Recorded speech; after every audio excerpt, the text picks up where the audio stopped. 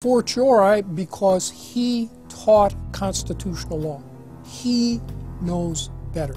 He's a lawyer licensed to practice law, who, as I am, who took an oath when he was licensed to uphold the Constitution and laws of the United States of America.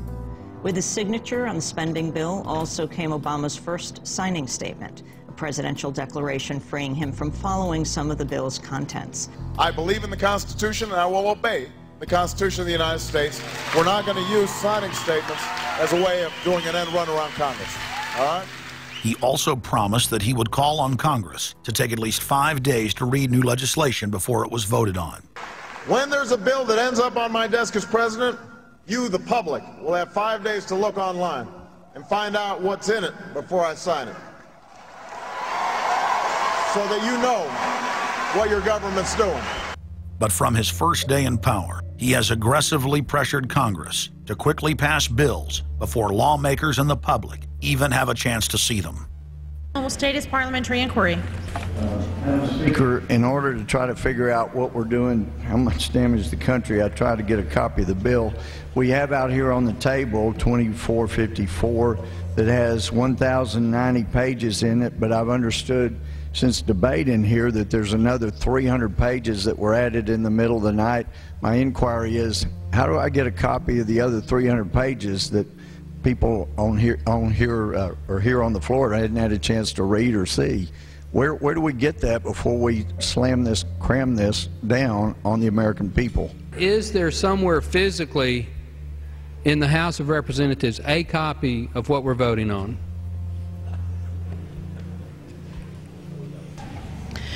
The gentleman has not stated a parliamentary inquiry that the chair can answer. Mr. Speaker, I have to say that I am outraged. Here we are getting ready to vote on a piece of legislation, and we haven't even seen 300 pieces of this legislation. No one can even find the bill or even knows where it's at.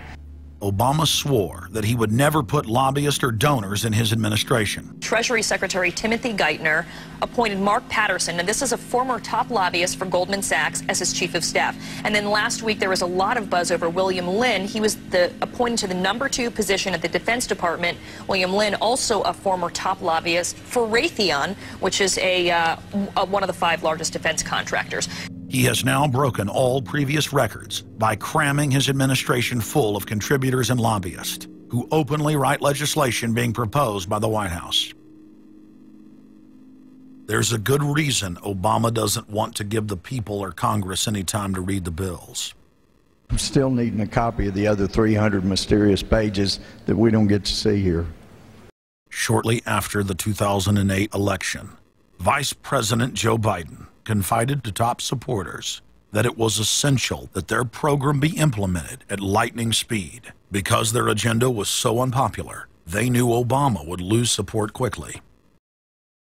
Obama's handlers were in a race to pass a raft of legislation before the people discovered that Obama was just a slicker, updated version of previous puppets. Obama is the New World Order's closer. It's his job to repackage and solidify the tyrannical policies of George W. Bush as progressive and trendy. So part of my job, I think, as president, is to make government cool again. Chris Hedges, author of Empire of Illusion, explained it succinctly.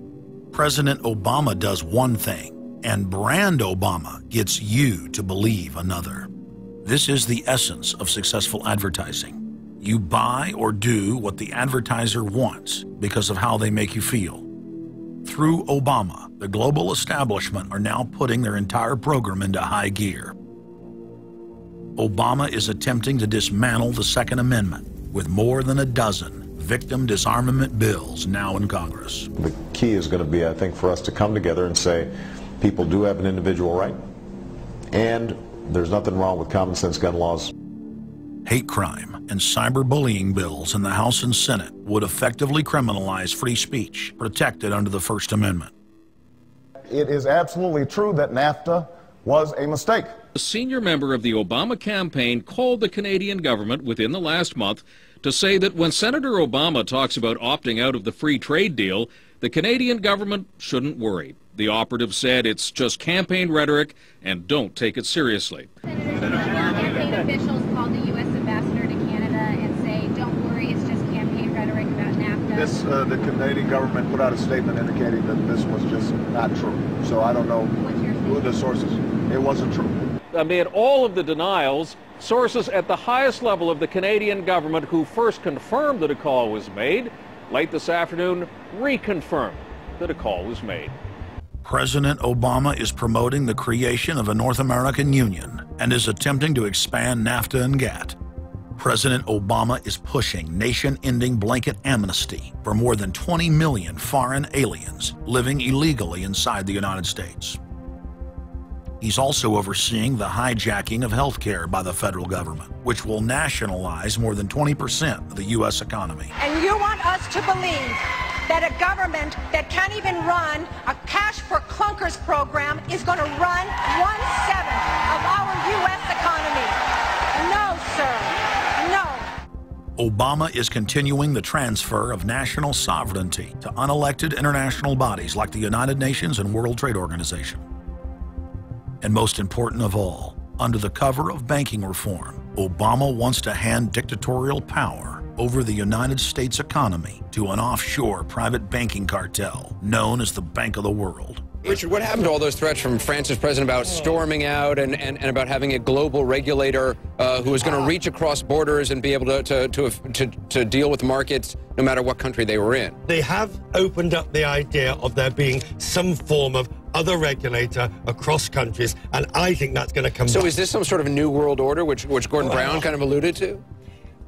I think a new world order is emerging, and with it the foundations of a new and progressive era of international cooperation. The finance heads of the 20 industrialized nations met again in late September of 2009 at the G20 summit in Pittsburgh, Pennsylvania.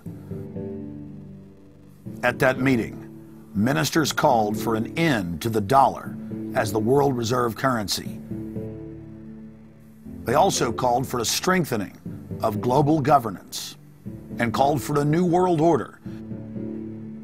While the bankers were busy carving up the world at the G20 summit, Barack Obama was in New York City at the United Nations because he's got a new job to chair the United Nations Security Council, the most powerful position in the world government body. President Obama does what no other U.S. president ever has. As President Obama presided over the UN's most powerful body, that would be the Security Council. 6,191st meeting of the Security Council. For a couple of hours, you could say Mr. Obama was president of the world. It is the story of a world that understands that no difference or division is worth destroying all that we have built. In my own country, it has brought Democrats and Republican leaders together. Leaders like George Shultz, Bill Perry, Henry Kissinger, and Sam Nunn, who are with us here today. Barack Obama is the first president to hold two posts simultaneously. And there's a good reason for that.